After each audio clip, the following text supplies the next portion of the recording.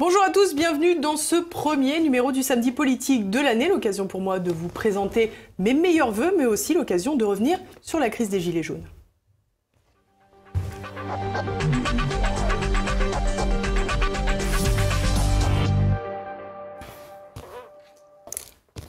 Vous l'avez vu sur tous les plateaux TV, elle est d'une des principales figures de proue des Gilets jaunes, porte-parole du mouvement dans le Val d'Oise. Je reçois aujourd'hui Laetitia De Waal. Bonjour madame, merci d'être avec nous. Alors pour commencer, tout simplement, on va commencer par le début. Est-ce que l'on peut revenir au début, les raisons de la colère des Gilets jaunes ? Bien sûr. Alors le mouvement a été lancé simultanément par Monsieur Drouet lors d'un live et par la pétition de Mademoiselle Ludowski concernant justement cette hausse du prix du carburant. Cette hausse du prix du carburant jugée injuste, en fait, a cristallisé toutes les revendications de toutes ces classes qu'on met dites laborieuses, mais également les classes moyennes qui sont accablées de partout de taxes. Et ça a rassemblé en fait toutes ces personnes qui attendaient le coup d'envoi pour aller manifester, pour dire non, on en a assez, on existe, nous sommes citoyens, nous devons être au cœur du problème et non pas les subir, et on veut reprendre le pouvoir sur nos vies. Alors jusqu'ici, on avait vu que les manifestations parisiennes étaient surtout fréquentées par les Parisiens ou du moins par les voisins de la grande métropole d'Île-de-France. Ce mouvement des Gilets jaunes a initié une mobilisation en province, dans les zones périphériques qu'on appelle, si on voulait reprendre un peu les termes de Christophe Guilluy. Comment vous expliquez ça ? Alors moi je dirais que déjà le 17 novembre, quand tout a commencé, c'était en région. Moi, la première, j'ai fait ma manifestation dans le Val d'Oise. Ce qui était justement très intéressant de par cette mobilisation, c'est qu'on n'avait pas besoin de monter spécialement à la capitale pour se faire entendre, contrairement aux autres mobilisations sociales qu'il y avait pu avoir. Ensuite, les régions se sont davantage coordonnées pour monter sur Paris, et suite aux actes 2 et 3, ont décidé de rester chez eux, donc dans leur grande ville, et ont très bien fait, puisque de ce fait-là, le mouvement, on voit bien, a une ampleur nationale et n'est pas concentré que sur la capitale. Alors on va voir que plusieurs actes des Gilets jaunes se sont déroulés, plus ou moins bien, et on va voir que dans un premier temps, l'attitude du gouvernement était tout simplement « on maintient le cap ». Le cap que nous avons fixé, nous allons le tenir. Il m'appartiendra de prendre des décisions supplémentaires dans les semaines, les mois qui viennent, mais elles ne seront jamais des reculs. Notre politique, c'est pas de faire des coups de pouce au SMIC, notre politique, c'est de faire en sorte que le travail paye. Il n'y aura pas un coup de pouce supplémentaire. Rien de plus. Non ? Alors quand vous entendez le gouvernement, qui visiblement ne veut rien changer, ne veut pas vous entendre, quelle est la réaction des Gilets jaunes à ce moment-là ? La réaction, c'est que nous aussi, nous maintenons le cap, et nous ne voulons pas changer non plus. Donc le gouvernement a été, il paraît, élu par le peuple, et donc doit se plier à la volonté du peuple, et le peuple est actuellement dans la rue, donc il va falloir effectivement qu'il change de cap, ou tout du moins qu'il laisse une part beaucoup plus importante aux citoyens dans les décisions qui sont prises pour les citoyens. Alors après l'acte 5, c'était le 10 décembre, Emmanuel Macron a choisi de parler aux Français. Il a annoncé plusieurs mesures, on va les réécouter. Les retraités constituent une partie précieuse de notre nation. Pour ceux qui touchent moins de 2 000 € par mois, nous annulerons en 2019 la hausse de CSG subie cette année. L'effort qui leur a été demandé était trop important et il n'était pas juste. Le salaire d'un travailleur au SMIC augmentera de 100 € par mois dès 2019, sans qu'il en coûte 1 € de plus pour l'employeur. Je veux renouer avec une idée juste, que le surcroît de travail accepté constitue un surcroît de revenus. Les heures supplémentaires seront versées sans impôt ni charge dès 2019. Et je veux qu'une vraie amélioration soit tout de suite perceptible. C'est pourquoi je demanderai à tous les employeurs qui le peuvent de verser une prime de fin d'année à leurs employés. Et cette prime n'aura à acquitter ni impôt ni charge. Alors, retrait de la hausse de CSG pour une partie des retraités, augmentation du SMIC. Pourquoi les Gilets jaunes ne se sont pas satisfaits de ces annonces ? Parce qu'on savait que derrière ça, il y avait juste une manœuvre politique.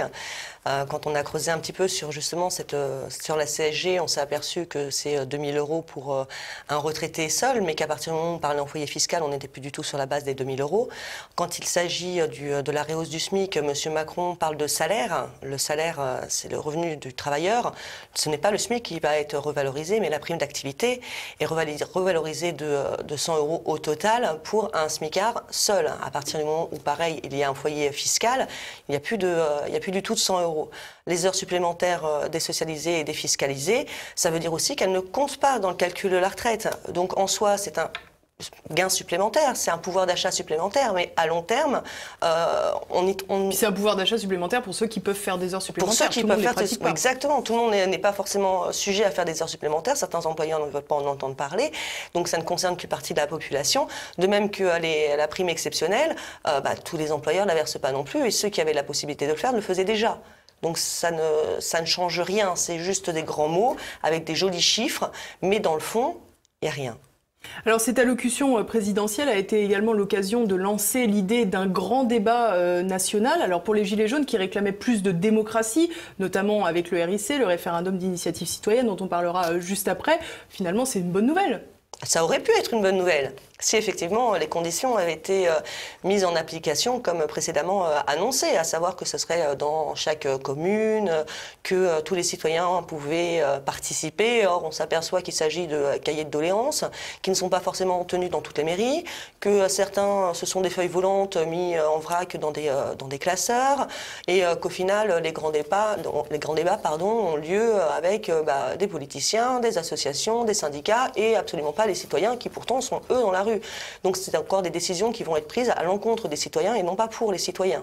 Alors ce qui est amusant aussi, c'est qu'Emmanuel Macron, quand il parle de ce grand débat national, il en parle notamment pour l'immigration. Il explique que c'est un sujet qui doit pouvoir être débattu dans le calme en France. Le tout le jour même de la signature du pacte de Marrakech. Et quelques jours plus tard, on s'aperçoit que finalement l'immigration, qui devait être un thème à part entière de ce grand débat national, a disparu et va être inclus dans un autre chapitre. Oui, ce sera le petit 5, le divers. Bon, en soi, l'immigration n'est pas le souci principal des Gilets jaunes. Le souci principal des Gilets jaunes, c'est de pouvoir vivre et non survivre, quel que soit notre niveau social ou notre catégorie sociale. Ça reste un autre problème, ça reste un problème davantage politique, et nous ne faisons pas de politique. Donc en soi, l'immigration ne nous concerne pas directement. Alors justement, on va voir que très rapidement, le gouvernement a voulu contenir les débats. On va regarder Benjamin Griveaux, qui est le porte-parole du gouvernement, il en parle. Le grand débat, ce n'est pas le grand déballage.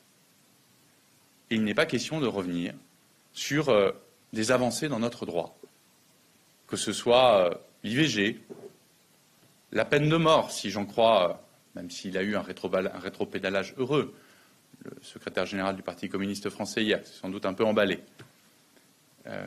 Le mariage pour tous ne sont pas sur la table. Ne sont pas sur la table. Ils appartiennent à nos valeurs communes. Ce sont des valeurs auxquelles nous sommes attachés. Il n'est pas question de défaire par un grand débat national des avancées en droit qui ont été conquises de haute lutte ces 15, 20 ou 30 dernières années. Donc au final, on peut débattre, mais on ne peut pas débattre de tout. C'est ça. On discute, mais uniquement de ce dont on a le droit de discuter. En même temps, M. Griveaux essaye de faire peur en parlant de grands thèmes dramatiques comme l'IVG, le mariage pour tous, la peine de mort. Mais les citoyens, s'ils demandent le référendum d'initiative citoyenne en toute matière, c'est pas pour ça. Enfin, c'est pas notre préoccupation principale. Notre préoccupation principale serait d'inscrire, par exemple, dans les textes, une revalorisation annuelle de l'AAH par rapport au taux de croissance. Enfin, ce sont des choses comme ça que les Français attendent. C'est de remettre effectivement l'ISF pour tous, enfin pour tous, pour ceux qui étaient soumis avant. C'est des choses comme ça que les Gilets jaunes attendent. C'est des mesures davantage de justice sociale et d'équité sociale. Ça n'a pas fait partie de nos préoccupations, le mariage pour tous ou autre, quand on a lancé l'idée du référendum d'initiative citoyenne en toute matière. Ça, c'est juste détourné de façon politique pour essayer de diaboliser ce que pourrait amener ce référendum et donc le pouvoir de parole au peuple. En même temps, on a le sentiment que justement ce gouvernement a peur du peuple, puisque finalement lui donner la parole, c'est un risque. On ne peut pas lui laisser le choix de choisir ce qu'il souhaite sur le mariage pour tous, sur des sujets comme des sujets économiques, de pouvoir d'achat. On a l'impression qu'en fait, il faut vraiment restreindre un maximum les possibilités du peuple aujourd'hui pour ne pas mettre en péril le gouvernement. Alors, ce qui est paradoxal, puisque le gouvernement ne cesse de dire qu'il est la République et qu'il a été élu de façon démocratique. Si on en revient à la définition de République, res publica, ça veut dire la chose publique, et démocratie, c'est le pouvoir par le peuple. Donc le pouvoir par le peuple des choses publiques. Donc en l'occurrence, nous, les citoyens. Donc oui, il peut avoir peur, parce que le pouvoir, c'est à nous, il est à nous. Alors vous l'avez dit, ces déclarations visent souvent à diaboliser le mouvement des Gilets jaunes. Alors je vous propose de regarder un petit résumé de tous les propos qui vous ont été attribués depuis le début de cette manifestation. 8 morts. Est-ce que vous connaissez un autre contentieux social sur ces 30 dernières années qui a tué autant de personnes? Donc je le dis clairement, ça suffit. Je pense qu'aujourd'hui, notre pays a besoin de calme, il a besoin d'ordre, il a besoin de retrouver un fonctionnement normal. Si certains, une petite minorité, c'est quelques milliers de personnes pour l'ensemble du territoire français, veulent continuer à bloquer la vie économique, ils prennent une responsabilité très grave. Vous avez vu que notre croissance économique, nos emplois, aujourd'hui, beaucoup d'entreprises pratiquent le chômage partiel parce qu'elles ne sont plus en mesure d'avoir une vie économique normale. C'est une situation qui n'est pas acceptable. Le mouvement dit des Gilets jaunes, pour ceux qui restent encore mobilisés, est devenu le fait d'agitateurs qui veulent l'insurrection et au fond renverser le gouvernement. Ce que je constate depuis ce matin à travers cette mobilisation de l'ultra-droite, c'est qu'au fond, les séditieux ont répondu à l'appel notamment de Marine Le Pen et veulent s'en prendre aux institutions, comme ils veulent s'en prendre aux parlementaires de la majorité. Que certains prennent pour prétexte de parler au nom du peuple. Mais lequel? D'où? Comment? Et n'étant en fait que les porte-voix d'une foule haineuse, s'en prennent aux élus, aux forces de l'ordre, aux journalistes, aux juifs, aux étrangers, aux homosexuels. C'est tout simplement la négation de la France. Nous ne pouvons pas non plus accepter les propos racistes, xénophobes, antisémites, homophobes, qui parfois ont été entendus, ont été filmés. Alors raciste, homophobe, antisémite, et ils ont oublié dans ce petit reportage aussi complotiste. Oui, et puis sexiste aussi. Ça se voit. Complètement. Non, mais c'est très compliqué pour le gouvernement de ne pas nous diaboliser, parce que vis-à-vis de l'opinion publique, si on essaie de nous faire passer pour des radicaux et tout ce qui va avec, forcément nous sommes les grands méchants, mais non, les grands méchants, c'est le gouvernement qui, lui, ne veut pas plier, ne veut pas nous entendre. Les grands méchants, c'est le gouvernement qui envoie les forces de l'ordre, tête de la chair à canon, pour aller au contact des Gilets jaunes. C'est eux qui ne font pas ce qu'ils devraient faire et qui ne prennent pas leurs responsabilités. Nous les prenons. Nous ne sommes pas des Gaulois réfractaires ou autres. Le changement, on n'est pas contre, mais un bon changement. Un changement équitable et un changement de justice. Donc nous maintiendrons les caps que nous sommes fixés également, à savoir que les débordements qui ont lieu représente même pas 1% des gilets jaunes présents, et que dans toute mobilisation, il y a des débordements. Après, on entendait parler, M. Griveaux, des 8 morts. Bon, depuis, c'est passé à 10. On rappellera quand même qu'en mai 68, quoi qu'on puisse en dire, il y a quand même eu 8 morts officiels attribués à cette mobilisation. Alors, qu'on vienne pas nous dire que c'est la première mobilisation sociale où il y a des morts. Et c'est juste aberrant d'entendre autant de termes aussi durs vis-à-vis de son propre peuple, à savoir qu'il n'essaye pas de les comprendre et de tout de suite le stigmatiser comme appartenant à l'extrême droite. À toujours vouloir mettre une étiquette. Nous ne cessons de la rabâcher. Nous sommes apartisans et asyndicales. Les gilets jaunes sont de partout. On a même des anciens LREM, faut pas se leurrer. On en a qui ont voté Macron et qui ont été particulièrement déçus de sa politique. Donc nous ne suivons aucune lignée. Madame Le Pen peut dire ce qu'elle veut, Monsieur Mélenchon peut dire ce qu'il veut. Nous avons notre propre conscience. Et ça, ils ont du mal à l'accepter. Si on n'a pas une étiquette collée, on ne rentre pas dans un moule et c'est quelque chose qui leur est complètement différent. Je pense qu'en maternelle, ils devaient être très très bons pour mettre les carrés avec les carrés, les ronds avec les ronds, mais dès qu'on leur a présenté un cône, ils ne devaient plus savoir quoi en faire. Alors on a vu un autre élément au fil des manifestations qui a servi, entre guillemets, la diabolisation, c'est le rejet des médias subventionnés. Alors comment ça s'explique ça? Ça s'explique par le fait qu'on a vu beaucoup d'images qui ont été diffusées mais de façon tronquée. On a eu des scènes, par exemple, qui ont été diffusées par donc un grand média français avec sous-titré, voilà, les manifestants prennent des tables et des chaises pour aller construire des barricades. Sauf que quand on regarde la vidéo de A à Z, oui, il y a bien des manifestants qui prennent des chaises et des tables simplement pour aller les ranger derrière, pour protéger justement les restaurateurs des casses. On a eu également cette histoire des pavés qui avaient été enlevés et puis oh mais à culpa, tout compte fait, ce sont des travaux. On en a eu plein comme ça, des petits morceaux qui sont sortis de leur contexte, juste une fois de plus pour diaboliser ce mouvement. Et nous exigeons que les médias refassent leur travail d'information. Et l'information, c'est une impartialité. C'est de dire la vérité et toute la vérité. C'est le travail du journaliste, c'est de comprendre et de rester objectif d'un côté ou de l'autre et de ne pas être à la solde d'une pensée. Alors justement, on pourrait se dire que pour faire son travail de journaliste correctement, il faut pouvoir aller au cœur de la manifestation. On a vu des propos très durs, notamment à l'égard de BFM. Pourquoi particulièrement BFM? C'est un symbole ou ils se sont adonnés eux-mêmes particulièrement à des images un petit peu manipulées? Alors BFM effectivement fait partie des grands médias de diffusion continue, donc c'est suivi par énormément de Français qui justement ne font que suivre ce qu'ils disent, et quand ils ont une image, là récemment l'histoire de notre affectueux boxeur, hein, c'est gentil comme terme, pendant 3 jours inscriné pour diaboliser le mouvement sur une seule image. Donc maintenant quand ils sont pris à partie, et je le déplore hein, parce que nous les premiers on veut que tous les médias puissent participer, quelles que soient leurs opinions, mais qu'ils puissent venir. Maintenant quand il ne s'agit que d'interviews et que c'est coupé derrière et qu'on en récupère que ce qui est intéressant dans ce qu'on a envie de montrer, et ben c'est là où commence la désinformation.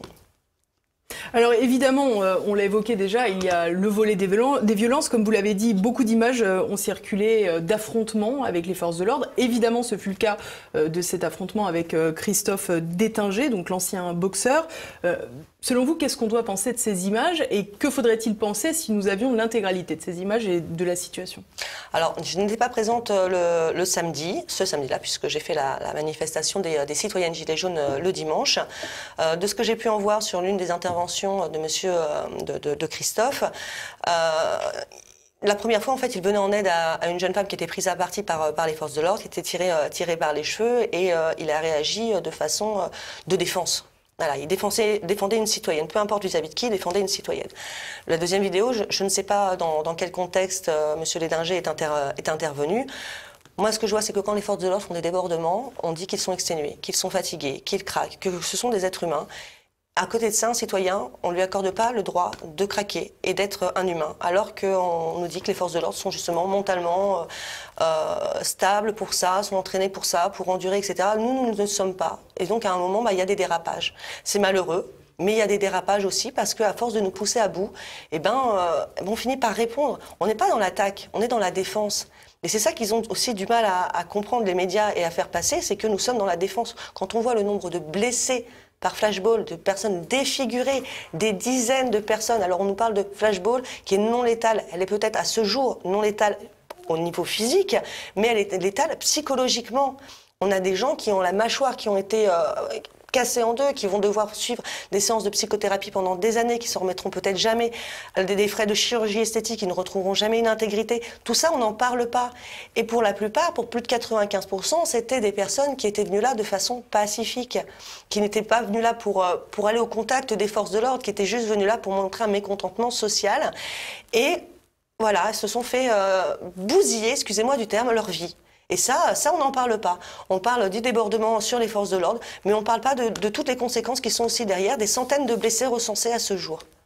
Alors justement, on parle de dérapage de certaines forces de l'ordre, en l'occurrence un membre de la gendarmerie à Toulon Alain Andrieux, peut-être Andrieux, c'est sûr, Didier Andrieux, pardonnez-moi, lui avait visiblement quelques comptes à régler ce jour-là, et pour autant, on n'entend pas le gouvernement parler de ce personnage qui visiblement en plus a un grand palmarès. Oui, c'est un personnage déjà très controversé depuis 2007, hein, et il traîne déjà quelques dossiers derrière lui, mais il est toujours sur le terrain, alors que depuis 2007, même ses collègues demandaient ce qui est un suivi psychologique pour monsieur Andrieux, que je ne connais pas personnellement, donc après je ne rentrerai pas dans le débat de savoir si c'est nécessaire ou pas.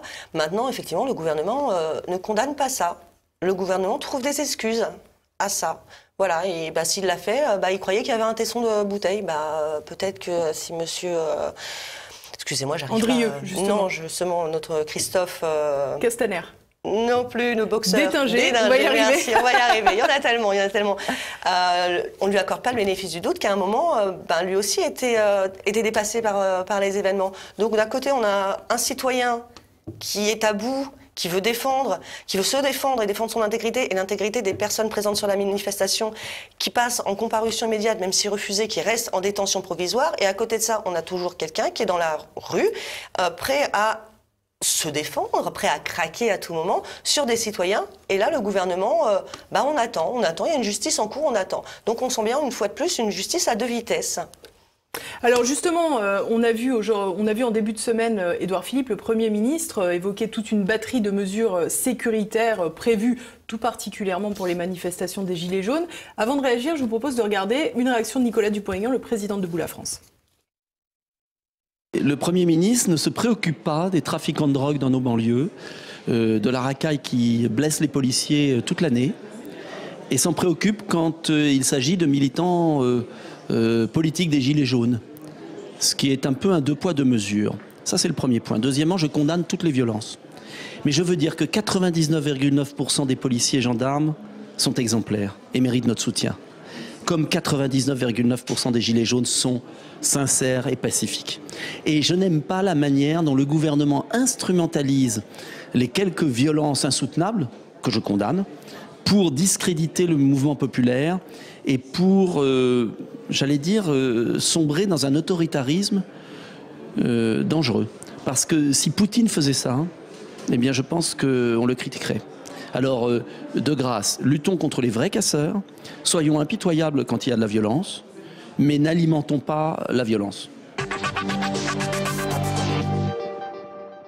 Alors justement, lutter contre les vrais casseurs, est-ce que quand vous êtes au sein des manifestations, vous avez l'impression que les forces de l'ordre luttent directement aussi contre les casseurs? Non, nous on les voit les casseurs, hein. On sait lesquels, on voit des parpaings, des parpaings, c'est un petit peu gros, mais des gros cailloux, des pavés, des grosses barricades ou autres qui jettent comme ça en masse, ou des vélos aussi, on a pu passer des vélos. Nous on les identifie. Comment se fait-ce que nous puissions les identifier, mais qu'ils ne soient pas arrêtés dans la foulée derrière. Après, il y a aussi tout un amalgame de faits, c'est-à-dire que, je réitère, samedi, je n'étais pas à la manifestation, mais j'ai eu beaucoup d'échos. Il y a eu un feu qui a été mis à un moment sur une péniche. Des gilets jaunes sont montés sur la péniche pour éteindre ce feu. Les forces de l'ordre présentes n'ont pas essayé de savoir pourquoi ils étaient là. Ils les ont gazés.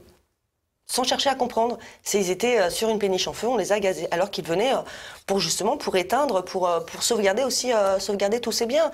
Un autre exemple, un CRS a pris justement un vélo, a été coincé par un vélo. Un gilet jaune est venu pour l'aider à se relever, à enlever le vélo, etc. Et c'est des membres des forces de l'ordre qui sont venus pour le matraquer, pensant qu'il le laissait au sol, alors qu'il venait l'aider.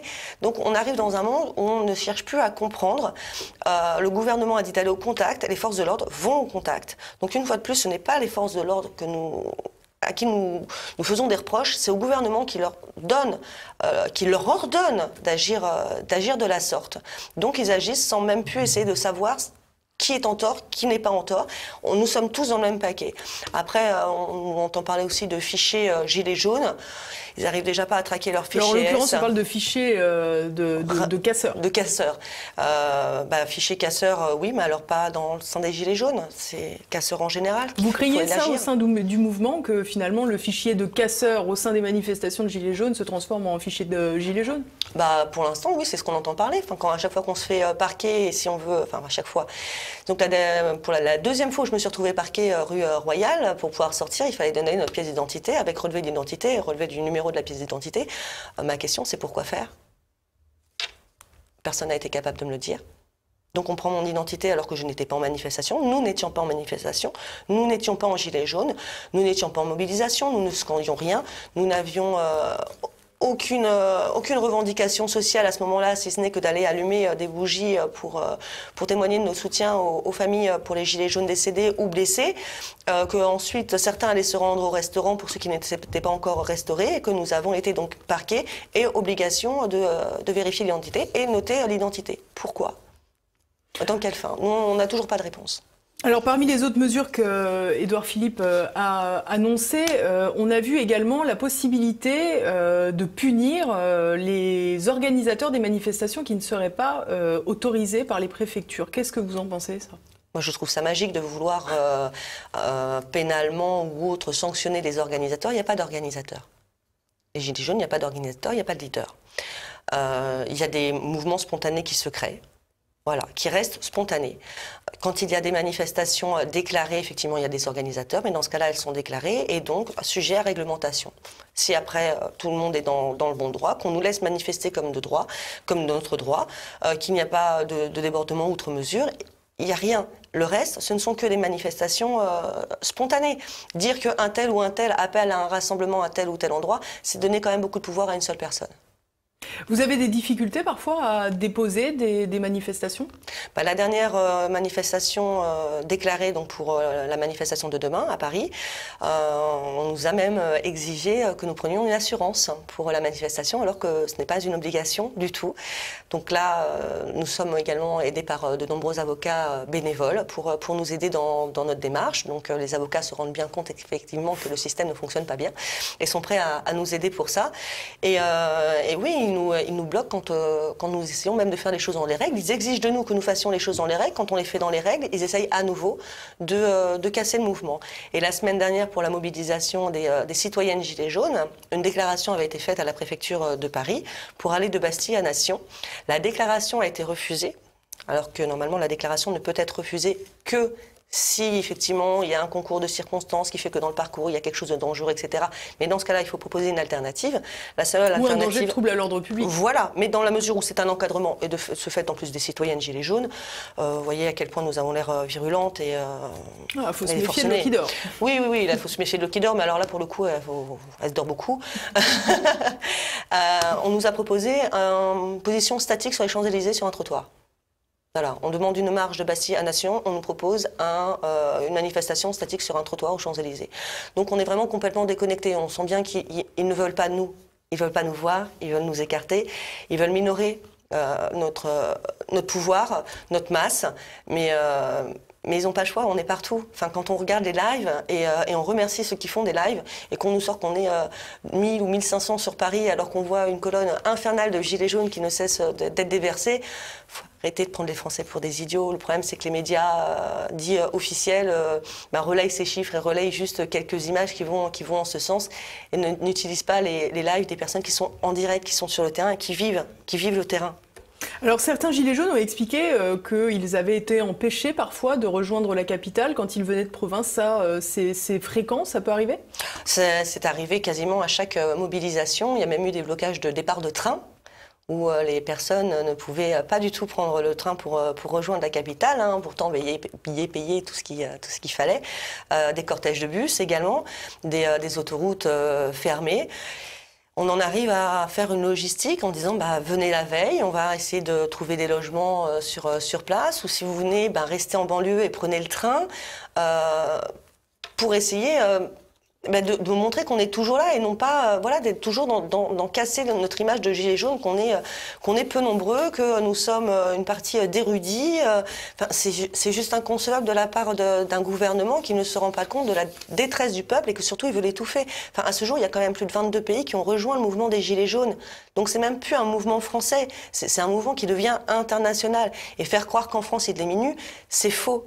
C'est faux. On a toujours énormément de soutien. Le soutien, ça ne veut pas dire forcément que celui qui est sur une manif, parce qu'on en a aussi qui ne peuvent pas venir en manifestation.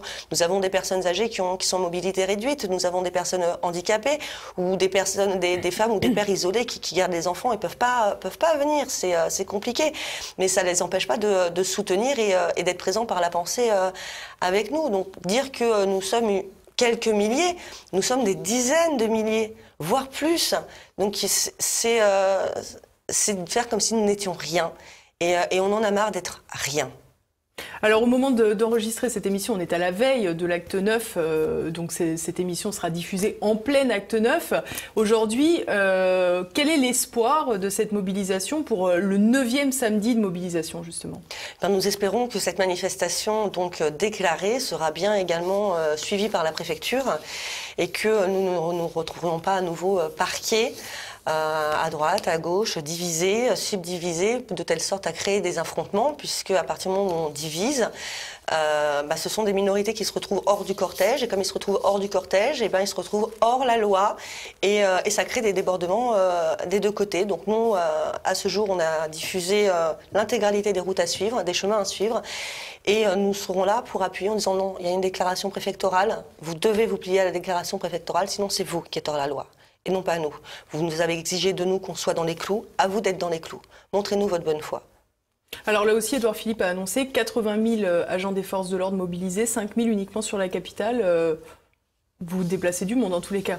Oui, on déplace du monde, surtout que quand on va entendre les chiffres, on va certainement être que 2000, donc ça va être très rigolo aussi, de savoir qu'on aura 5000 forces de l'ordre pour 2000 manifestants. Donc à eux tous, rien qu'en les écoutant, ils ne sont pas crédibles. Quand on écoute le nombre de forces de l'ordre par rapport au nombre officiel de manifestants, on sent bien qu'il y a quelque chose qui ne fonctionne pas. Alors là, on est à la 9e manifestation. On se demande aujourd'hui finalement ce qui pourra arrêter le mouvement des Gilets jaunes. Quelles revendications satisfaites pourraient finalement pousser les Gilets jaunes à rester chez eux et leur donner satisfaction de fait? À ce jour, les Gilets jaunes ont 4 revendications principales. Ça ne veut pas dire que ce sont les seules, mais au moins 4 revendications principales. Donc la mise en place d'un référendum d'initiative citoyenne en toute matière, afin que le citoyen revienne au cœur de la société française et non pas juste un des attributs. Nous exigeons également une assemblée citoyenne pour pouvoir décider de ce qui va être passé, voté, avoir un droit consultatif dessus et pouvoir décider également, pas que consulter. Nous exigeons une baisse de la TVA sur tous les produits et services de première nécessité.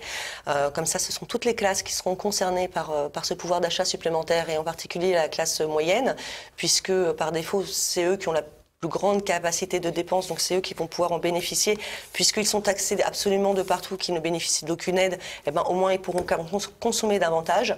Je dirais que les classes laborieuses ou les classes au chômage, etc., qui eux ont déjà des revenus minimums, ça ne va pas impacter directement leur portefeuille, mais au moins ça donnera une chance aux classes moyennes de redevenir une classe moyenne.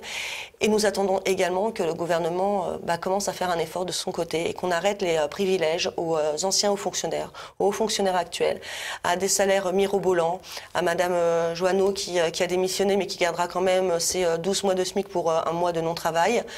Tous ces avantages-là, c'est juste inadmissible.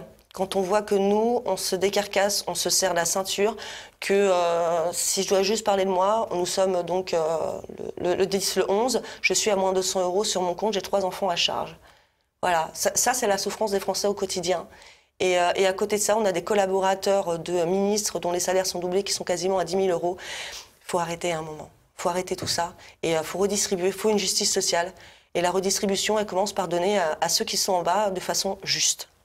Alors vous l'avez dit, les Gilets jaunes ont envie de revenir au cœur de la politique, au cœur de la cité, si je puis m'exprimer ainsi. On est à 4 mois des élections européennes. On a entendu à plusieurs reprises de la part de certains Gilets jaunes la volonté de voir constituer une liste pour ces élections européennes. Vous, de votre côté, je crois que vous êtes plus sceptique. Alors nous, au niveau du trio de tête, de ce qu'ils appellent les figures historiques, nous sommes effectivement contre une liste européenne de Gilets jaunes, parce que déjà on veut garder notre côté apartisan, que nous sommes, comme je le disais tout à l'heure, de tout parti, que les européennes ce n'est pas notre combat c'est la France, et qu'en plus ce serait jouer le jeu du gouvernement, puisque ce serait diviser davantage les autres petits partis qui pourraient avoir force en étant présents, quel que soit le parti en question, mais pourrait davantage bloquer le LREM.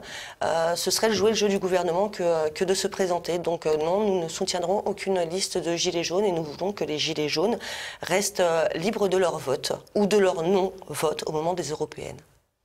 Eh bien, on est arrivé à la fin de cette émission. Merci beaucoup, Laetitia Dewaal. Merci de m'avoir reçu. Merci à tous de nous avoir suivis. N'oubliez pas de partager cette émission et puis laissez vos petits commentaires. Ça permet d'améliorer le référencement et donc de diffuser cette vidéo. À la semaine prochaine.